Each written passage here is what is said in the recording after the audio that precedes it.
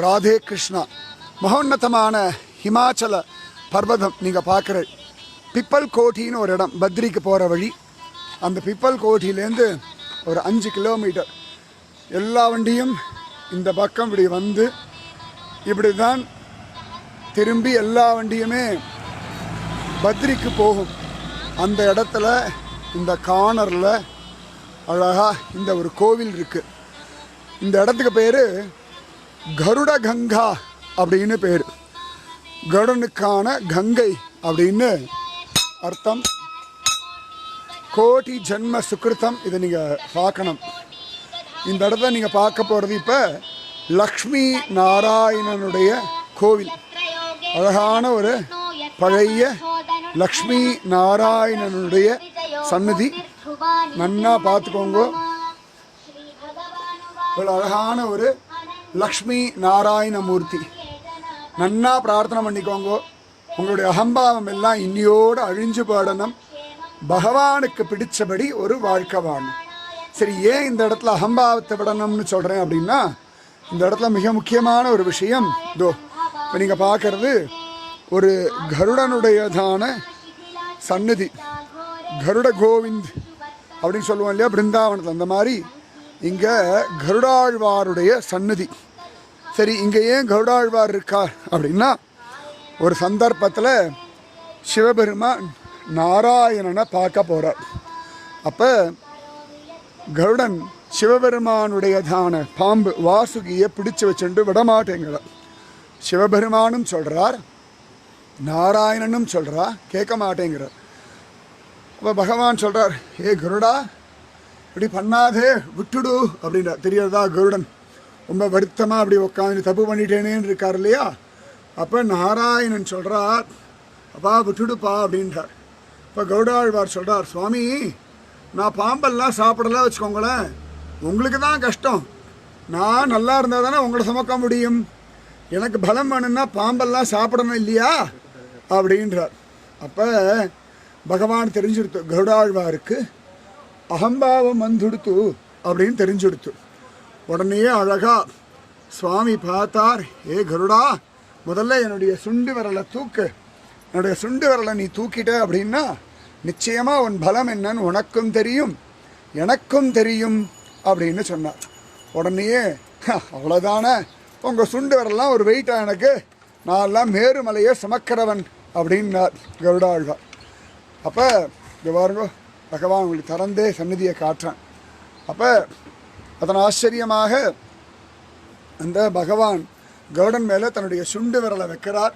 அப்படி சுண்டு விரலை வச்ச உடனேயே கருடனுக்கு சுவாமியுடைய சுண்டு விரல் வெயிட்டு தாங்க முடியாமல் அப்படியே ஒடிஞ்சு கீழே விழுந்துடுறார்.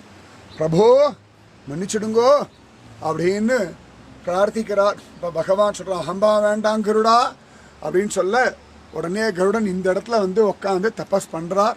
அப்படி கருடன் தபஸ் பண்ண உடனே சுவாமி இங்கே பிரத்யக்ஷமாகிறார். அப்பா, நீ உட்காந்து தபஸ் பண்ண இடம் அவ்வளோ விசேஷமாயிடும், இந்த இடத்துக்கே கருட கங்கான்னு பேர் வந்துடும் அப்படின்றார். நான் அப்படியே பிரதட்சணை வரேன். அப்போ கருடன் இங்கே தபஸ் பண்ணுறார், சுவாமி அனுகிரகம் பண்ணுறார், காட்சி கொடுக்கிறார். இந்த இடத்துல இருக்கக்கூடிய கருடன் அவ்வளோ விசேஷம். அதனால் நீங்கள் பார்த்தது அகம்பாவத்தை விட்ட கருடன். அப்போ நீங்களும் அகம்பாவத்தை விட வேண்டிய ஒரு இடம் இது. இங்கே நீங்கள் பார்க்கறது கங்கை, கருட கங்கான்னு பேர். இங்கே இன்னூர் பக்கத்தில் அலகநந்தா வந்துட்டுருக்கா.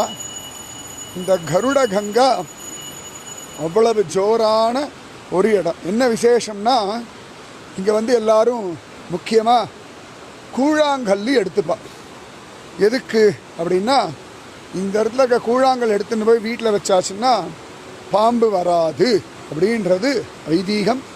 நிறைய பேர் இங்கே வந்து முக்கியமாக கூழாங்கல் எடுத்துகிட்டு போவார். அதனால் இங்கே இருக்கிற எல்லா கூழாங்கல்லுமே பகவான் ஆசீர்வாதம் பண்ண ஒரு கல். அதனால் கருட கங்கால முக்கியமாக எடுக்க வேண்டியது இந்த மாதிரி கூழாங்கல். இவெல்லாம் அதைத்தான் எடுத்துட்டுருக்கா.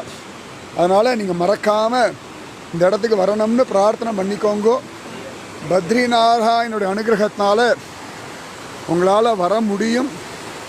நிச்சயமாக அனுகிரகம் கிடைக்கும், கவலையே வேண்டாம். இங்கே பாருங்க, இந்த கருட கங்கா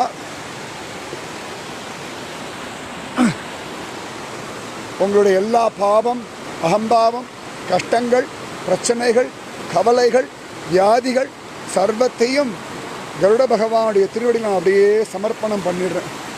உங்கள் வம்சமே பகவத் பக்தி ஞான வைராக்கியத்தோட ஆயுர் ஆரோக்கிய ஐஸ்வர்யத்தோட ஒரு குறை இல்லாமல் இருக்கிறதுக்கு கருட்மான் அனுகிரகம் பண்ணட்டேன். சரியா? இந்த கருட கங்கை எப்படி வரா பார்த்தாளா? இதை பார்த்துட்டு இருந்தாலே மனசில் அவ்வளவு ஆனந்தம். இவன் அப்படி போய் ஒரு இடத்துல அழகா ஜம்முன்னு அழகநந்தாவோட கலந்துடுறா. கோட்டி ஜன்ம சுக்கிருத்தம் உங்களுக்கு இந்த மாதிரி இந்த கருட கங்கா இந்த வாட்டி தீபாவளிக்கு கருட கங்கா ஸ்நானம்னு நினச்சிக்கோங்க. நிச்சயமாகவே பகவத் அனுகிரகத்தில் கேரண்டியாக உங்களோட உங்கள் அகம்பாவத்தினால யார் யாருக்கெல்லாம் அவ்வளோ கஷ்டம் வந்ததோ, பிரபோ நான் இப்படி அகம்பாவத்தில் பேசினேன், இப்படி அகம்பாவத்தில் நடந்துட்டேன், நான் மன்னிச்சுடுவோன்னு சொல்லி பகவானிடத்தில் பிரார்த்தனை பண்ணிக்கோங்க. உங்கள் வம்சமே நன்னார். சரியா? ராதே கிருஷ்ணா. ஜெய் போலோ கருட பகவானுக்கு, ஜெய் போலோ லக்ஷ்மி நாராயண சுவாமி.